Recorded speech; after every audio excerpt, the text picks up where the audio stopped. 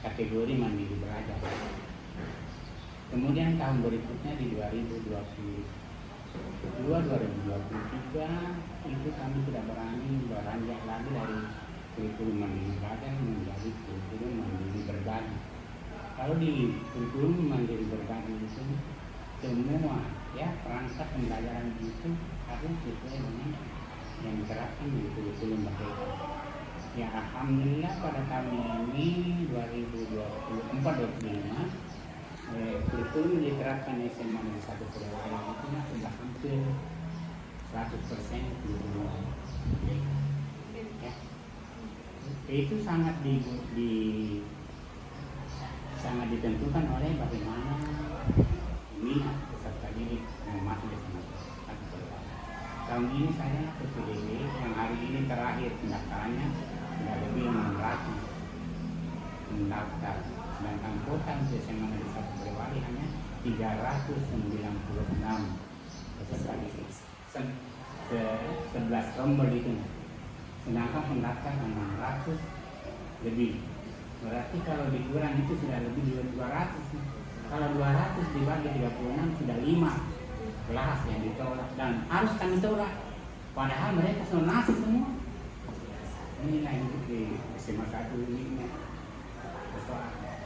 Itu sementara barangkali untuk bagaimana memenuhi kebutuhan peserta didik sehingga kami menerapkan sekarang kurikulum merdeka dan mandiri. Baik Pak, kita lanjut. Pertanyaan yang kedua yaitu apa saja keunggulan atau keistimewaan dari kurikulum di sekolah ini Pak? Iya, maksudnya kami yang paling unik ini SMA Negeri 1 Polewali. Satu-satunya mungkin sekolah sekarang yang ada di Surabaya menyusun dua kurikulum. Jadi di dokumen saya ini dua, ada kurikulum 2013, ada kurikulum merdeka. Kurikulum 2013 saya gunakan untuk kelas 12, kurikulum merdeka saya gunakan untuk kelas 10 dan kelas 11, yang istilahnya fase F nanti. Kalau di kurikulum 2013 nah itu masih ada penjurusan, ada IPA, ada IPS, ada bahasa. Nah, di kami itu di SMA Negeri 1 Polewali 5 kelas MIPA, 4 kelas IPS, 2 kelas bahasa, jadi 11 rombel semua. Sementara di kurikulum merdeka di kelas 10-11 itu tidak ada lagi jurusan. Namun yang menjadi masalah ketika mau naik di kelas 11 di fase E, ada lagi paket-paket di situ. Misalnya di paket 1, mata pelajaran wajib itu ada 8. Mata pelajaran pilihan ada 5. Misalnya di 5 ini di pilihan ada kimia, biologi, ekonomi, geografi, bahasa Prancis. Nah, ini yang banyak diminati anak-anak karena menurut perhitungan mereka ketika ada mapel kimia dan biologi itu bisa masuk kedokteran. Maka membludaknya anak-anak mau masuk di situ nah cuma berapa mau kelas mau dibuka di situ. Nah, ini persoalan lagi. Jadi tetap ada persoalan di setiap tingkatan. Jadi setiap kurikulum itu ada saja permasalahannya. Terus terang saya pribadi sebagai Wakasek kurikulum yang mendalam tentang kurikulum belum cukup tahu semua yang kurikulum yang baru, muncul lagi yang baru. Padahal kalau sudah diresmikan lagi di Prabowo, dilatih dengan Gibran, mungkin lain lagi, bukan lagi Pak Nadiem punya kebijakan. Nilai Indonesia, merdeka belajar, merdeka betul anak-anak, semau-maunya, ditegur saja marah nih.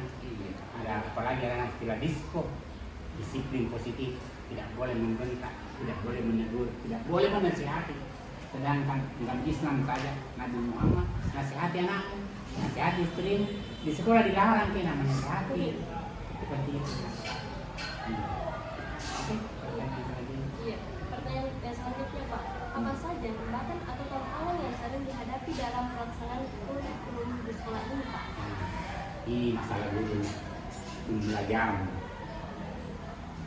Di satu rumpun mapel, misalnya bahasa Indonesia, saya di sini bahasa Indonesia, saya juga guru bahasa Indonesia.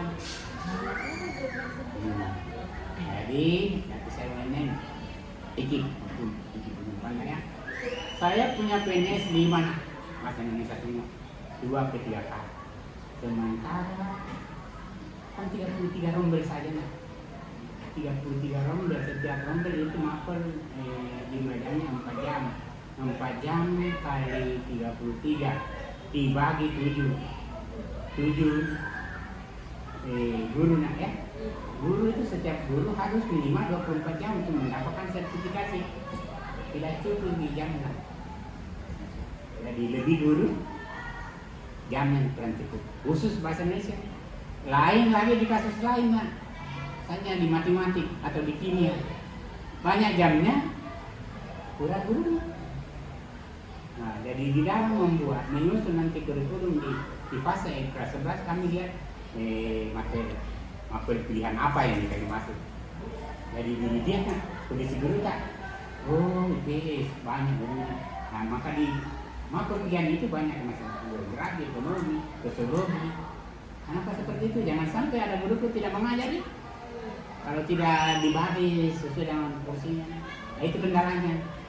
Nah kemudian kedua, terlalu bebasnya anak-anak.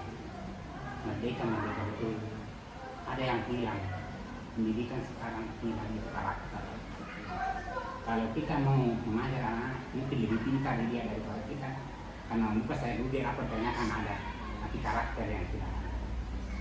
Sementara pendidikan juga disarankan 3 jam per minggu nah. Dalam seminggu. Kalau tidak hadir gurunya, tidak pernah belajar agama dalam seminggu. Itu apalagi ada wacana menghilangkan pendidikan agama dan tidak pekerti di SMA umumnya, misalnya di sekolah umum itu sama-sama bahaya. Seperti itu dari kondisi guru. Ada juga sarana yang diberikan. Seperti ini. Seandainya pemerintah kasih di RKD ruang kelas baru, dia 600 ini diterima semua. Bisa. Semakin banyak jam juga bisa dibagi-bagi teman ini jam, tapi tidak ada ruang kelas. Di mana ditaruh? Hal lain nih, mahal ya. Ada sekolah lain, ada yang bersumbangan. Nah, sampai kelasnya karena bisa saja membawa bangku, membawa ini. Jadi itu saya bisa lakukan melanggar itu ya. Jadi di sini kondisi kelas kami kurang, yang ada itu bantuan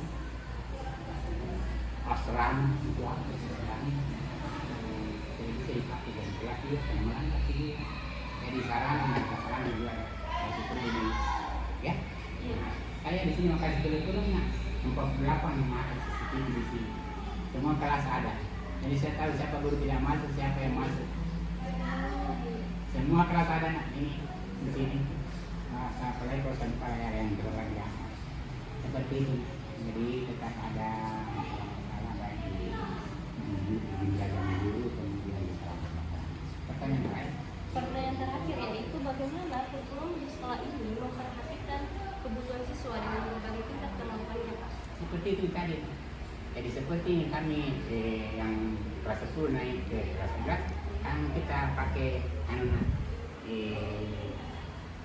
tipe 1, tipe 2, tipe 1 misalnya 2 kelas kita pakai, tipe 2 kelas, tipe 3 2 kelas, tipe 4 2 kelas, sudah 8 kelas, tipe 4 2 kelas, sudah 8 ya, 11. Kemudian tipe 5 misalnya 1 kelas saja, dari 11 kelas semua. Nah itu dikelompokkan sesuai dengan nilai yang didapatkan pada saat ini. Jangan Anda pilih kimia, ya, yang ada pilihan mapel kimianya, ternyata hasil ujianmu kimia 60, kan tidak berbanding lurus dengan keinginanmu. Jangan keinginan saja yang dituruti, tapi hasilmu hasil. Nah, jadi kami tentukan nanti di kelas pilih ini hasilnya. Jangan sampai dia hindari matematika. Karena banyak juga orang tidak suka misalnya matematika dia. Di pilihan mapel pilihan itu bisa saja tidak ada matematikanya. Ya, L5 itu, L8 mapel wajib. Jadi nanti kami klasifikasikan ini siswa sesuai dengan tipe yang diinginkan, sesuai dengan hasil ujian semester genap. Ya Pak, baik Pak, itu saja dari pertanyaan dari kami. Mohon maaf bila apabila ada perkataan yang kurang berkenan. Terima kasih atas waktu yang sudah diberikan. Kami akhiri. Assalamualaikum warahmatullahi wabarakatuh. Waalaikumsalam warahmatullahi wabarakatuh. Jadi kalau mau